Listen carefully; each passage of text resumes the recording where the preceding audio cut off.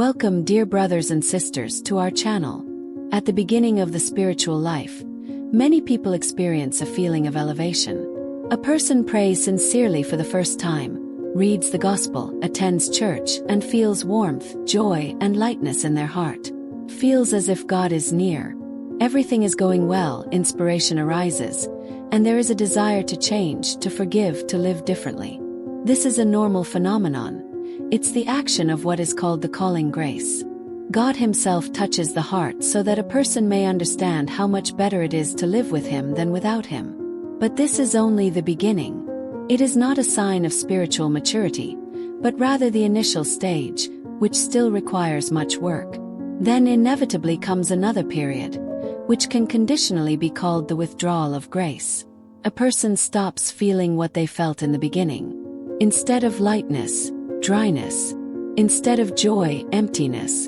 Prayer becomes heavy, thoughts are scattered, the heart is silent, and it seems as if something has gone wrong, as if God has left us. This can be frightening, cause discouragement, or even tempt someone to give up. But in reality, this is a predictable stage. Every saint went through it, because true spiritual growth begins here. As long as God gives us spiritual feelings, it's easy. But that's not a merit. It's support from above. When those feelings are taken away, what remains is a choice, to remain faithful or to go searching for emotions elsewhere.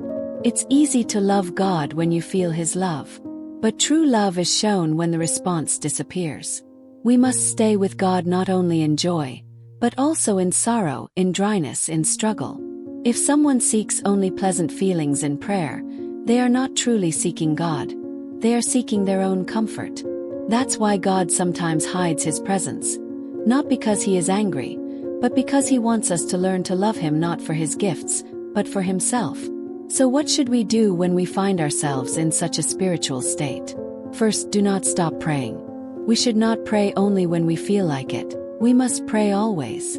Even if it seems like the prayer isn't working, it is. Prayer without feelings is the true spiritual struggle. Second, don't seek inspiration. The desire to feel something again is a trap. When we seek God, we accept any state, both joy and silence. Third, don't abandon your spiritual rule.